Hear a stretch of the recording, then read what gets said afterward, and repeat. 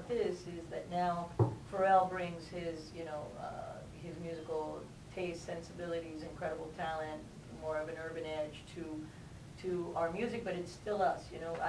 When he came into the studio, I asked him if he minded if we would try to, do some live horns and live percussion, and he said, for sure, let's try it. And I stayed very true to what he had performed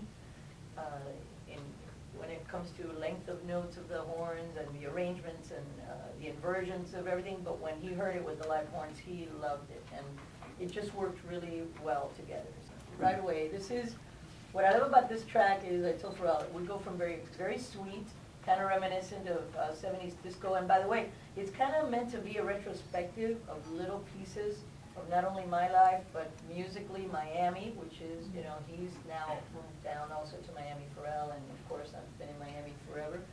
And this song goes from very sweet to very nasty, which I love. And it goes from like this disco tune to a straight up conga. We've done a music video for Wepa. Ray K actually did it. He won Best Video for Britney.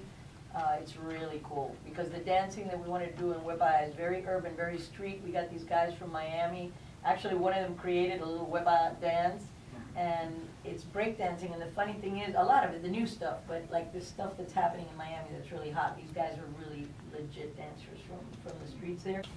It's building on all my past work, but it's definitely a new way for me to have written because I tend to be very insular and private when I write. It goes on in my head, so I feel like I'm going to bore the person that's writing with me.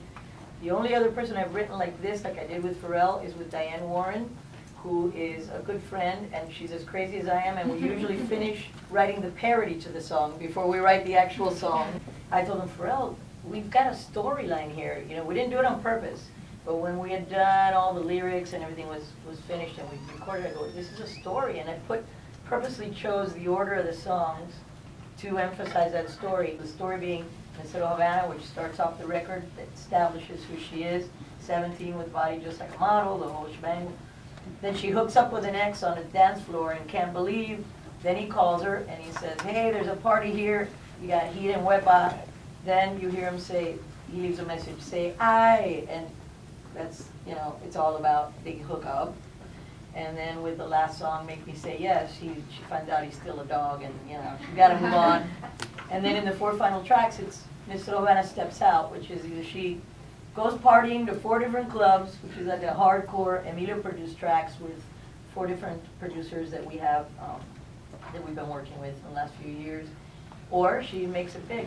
Like, I don't like things contrived, I like things to be natural, and I don't ever go for like, oh, let me try to grab this artist, or let me try to do this music because it's what's happening, because the nature of music is that the young artists come out and do something fresh, and do something new. I mean, you have to. But what I love, of course, I love it. I mean, I love Nicki Minaj and Jessie J. I love them. I think they're really cool. Am I going to rap? No, it's not my bag. But when I work with these artists, hell yeah. He's also very musical, by the way. He's the one that has given me a lot of ideas to do things or naming things, or he's always very involved. I always run things by him, and he kept me very current musically, and he's got some really crazy taste in music.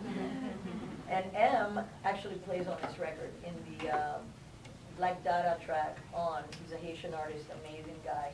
I had asked her to play on the Pharrell, and she said, Mom, the electric guitar doesn't fit on any track. And I go, you're right about that. We have one on Right Away that one of my guitar players played a little wah-wah and stuff on.